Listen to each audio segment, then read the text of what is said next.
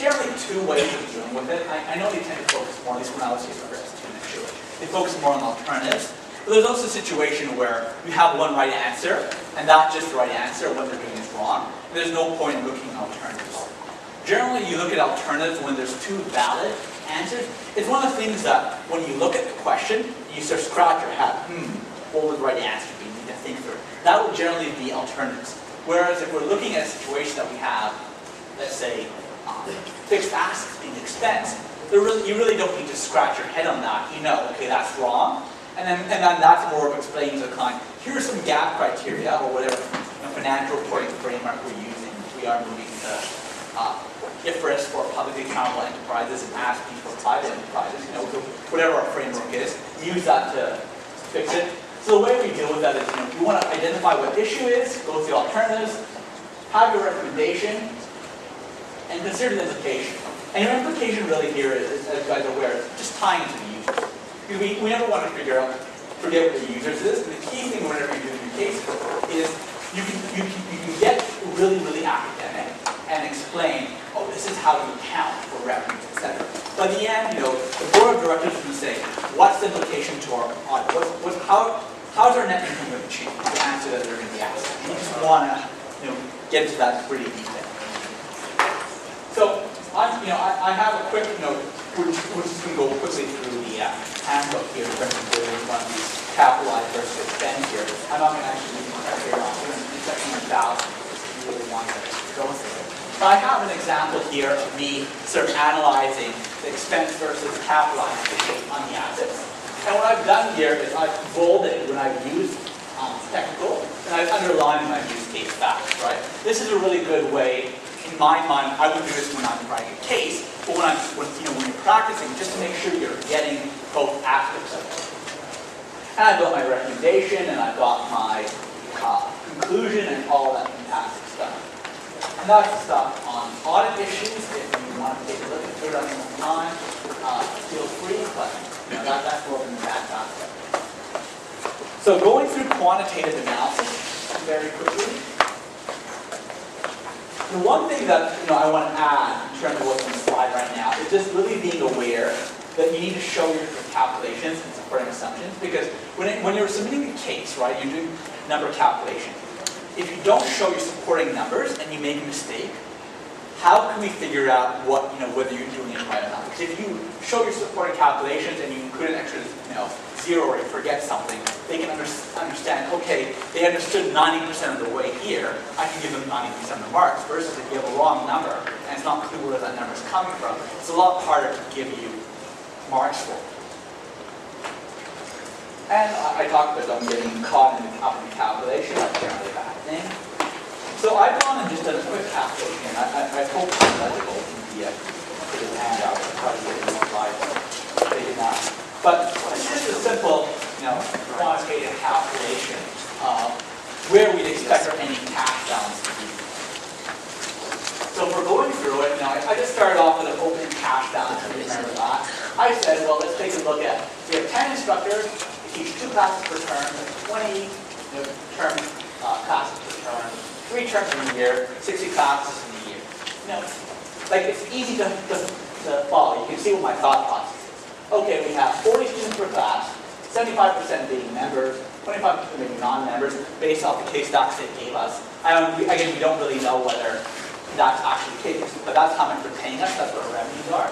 So I said, okay, 30 times 175 is 350, 10 times 200 is 2,000, that adds up to 7,250.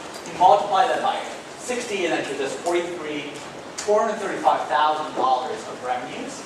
Then you went and you do classes, 60 courses times $5,000 per course. Our operating costs and our expenses, that's and when we add all that up together, we should have an ending cash balance of $48,000. So this helps us out, for doing our analysis, where we clearly know, even, yes, we weren't collecting the full amount of revenues, and yes, we might have been buying some assets or whatever that we really shouldn't have been. But we're still, if we're in an overdraft position, we're at least short $48,000 of cash that we expect. And maybe that's a signal to us that maybe someone is actually stealing from the business, right? And this is a nice, simple way of doing a quantitative analysis. I have a conclusion back here. Whenever you do analysis, you always want to explain what it means. Like, you know, if you think about it, I'm on the board of directors, you should say, okay, our ending balance is $48,000, right? And this conclusion is okay. You always want to take it a bit further and say, well, you know, we have an ending balance of $58,000. We expect it us to be an overdrawn position. Why is that the case? And we want to add value and explain to them, well, these are the potential reasons why. Maybe there's something that we're not taking into consideration here. Or maybe it isn't that. So, going to quantitative analysis, there's a few factors that we need to take into consideration. First of all, do we need to do single year or multiple year? Sometimes they'll ask you to do a 2-year cash flow instead of a 1-year cash flow. In certain situations where you're having, let's say, an event that's a few years off, you need to consider whether we need to discount, right, and make it more than a net present value analysis type of thing. Should it be cash-based versus income statement-based? In this situation, they wanted to know why we had a shortfall of cash, right?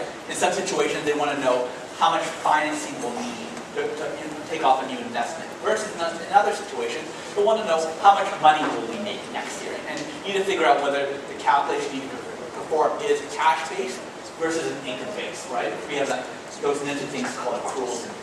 Because if this was an income-based, we would be depreciating our assets as opposed to just subtracting them off as we did.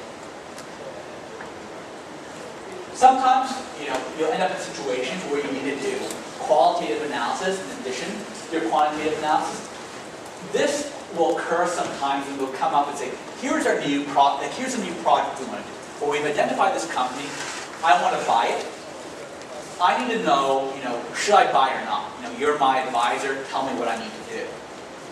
And in that situation, you can go and you can say, okay, let's calculate how profitable this company will be when you're running it. But that's not enough, right? We want to also explain, well, are there other factors that you need to take into consideration, such as, does that fit with you? Are there any risks that you're not taking into consideration? Are you, operating in something that's a fad industry that might not have future sales, right?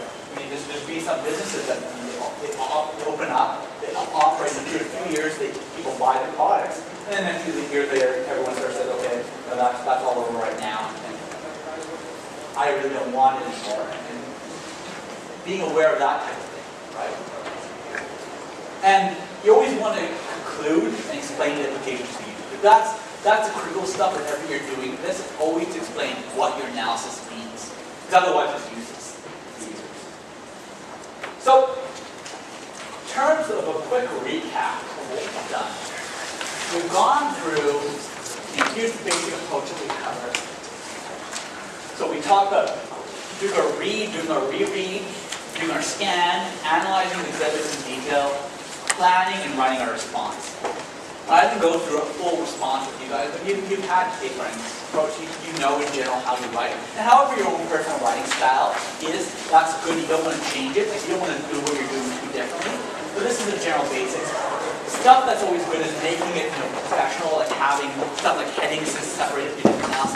That's always great. You want to make your response as easy as possible to read because it's a bit easier to read than you can mark. And markers like getting points and making it easy. Really, remember to rank, manage your time, and use case facts. So that's about it for my presentation. I want to thank you all for coming.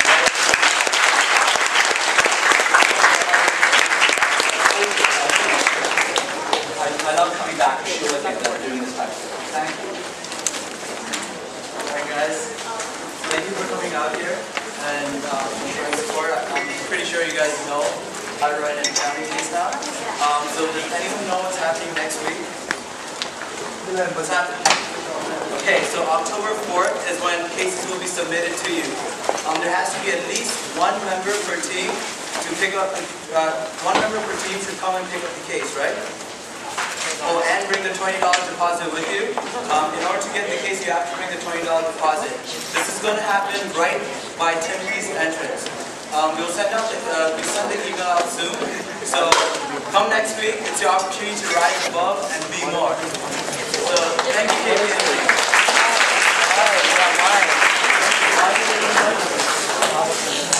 funny class. That's like